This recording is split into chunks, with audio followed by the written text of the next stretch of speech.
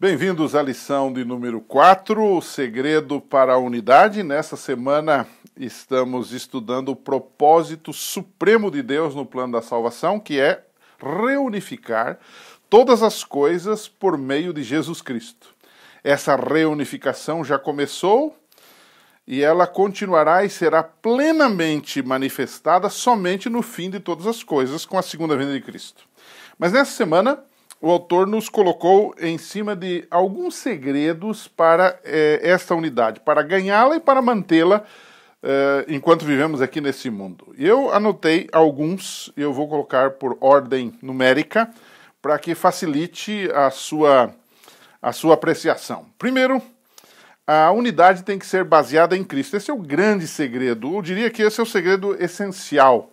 A Bíblia diz que Jesus derrubou o muro de inimizade que existia entre nós e Deus e também derrubou o muro de inimizade que existia por consequência entre nós e os seres humanos, que com a nossa ira, com a nossa raiva, com o nosso egoísmo, quando aceitamos a Cristo, nós deixamos isso de lado e podemos ter uma vida de amizade entre os seres humanos, não é? Efésios 2,14 é o clássico texto que diz que Jesus derribou este muro que existia entre nós e Deus, esse muro de inimizade, não é? Aliás, lá no templo antigo, havia um muro realmente, um muro literal, que separava os próprios gentios de ter acesso a lugares que só os judeus podiam entrar, porque eles tinham livre acesso a Deus. O Novo Testamento desaparece com tudo isto, e ele diz, você tem livre acesso a Deus. Podemos chegar com confiança, diz o livro de Hebreus, diante do trono da graça, quer dizer, não há mais impedimento. Então essa ruptura que existia entre o homem e Deus, ela desaparece por causa de Jesus Cristo.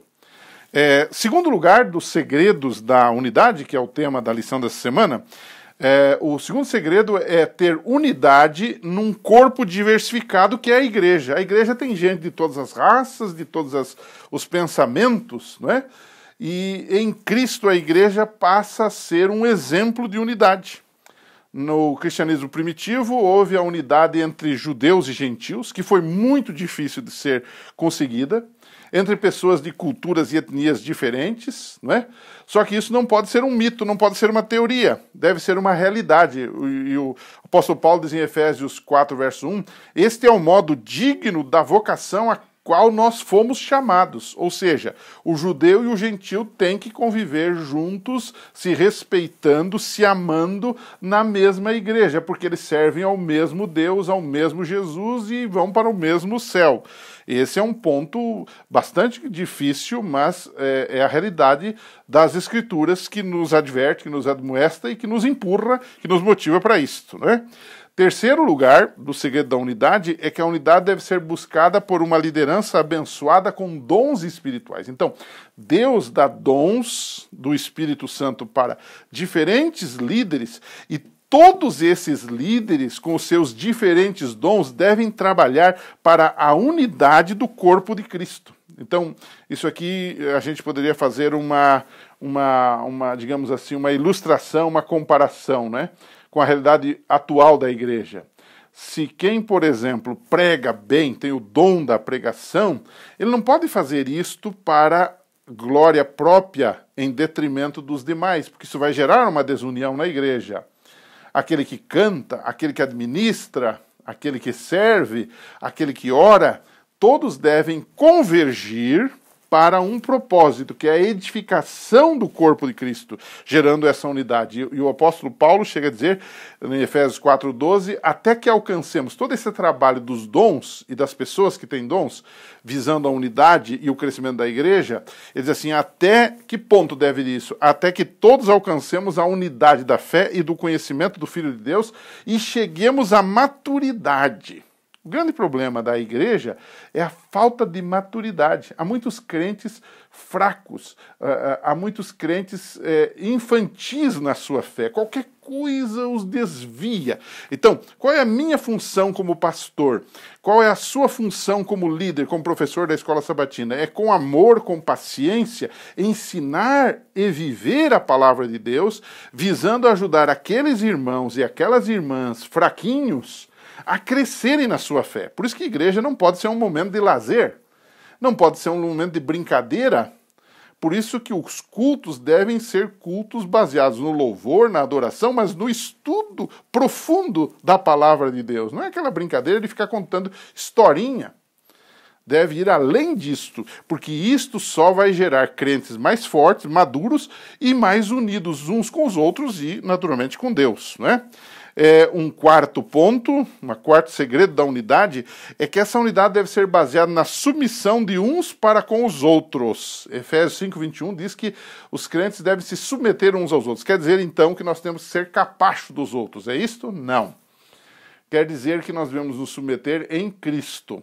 Ou seja, nós temos que respeitar as pessoas e vê-las, como diz a Bíblia, como superiores a nós mesmos. O que acontece muitas vezes nas brigas, nos desentendimentos das igrejas? O que ocorre é, de fato, uma disputa pelo poder.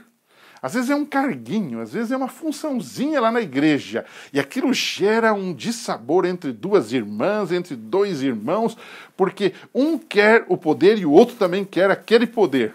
Se um desses se afastasse e deixasse o outro exercer, ele estaria se sujeitando. Por isso que um dos segredos da unidade é que essa unidade ela é baseada na submissão de uns para com os outros e de todos a Deus, porque Deus está acima de todos nós. E esse é o ponto interessante. Então, para terminar, a pergunta que seria lógica fazer agora é o seguinte: como a gente pode, de forma prática, entender essa sujeição? Você vai ler o texto que eu citei, que é Efésios 5, verso 21, e você vai ler esse texto e vai discutir com seus alunos como é que a gente pode, de forma prática, fazer essa sujeição.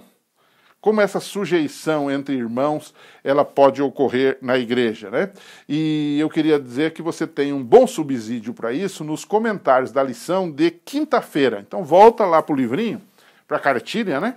E você busca lá a lição de quinta-feira e você vai ver que tem alguns comentários sobre este ponto aí, que é muito importante, talvez seria um resumão da nossa lição, naqueles minutos finais ali para a gente poder discutir com os alunos e fazê-los crescer de forma prática dentro do tema apresentado na semana. A gente se encontra na semana que vem. Um abraço para você e até lá.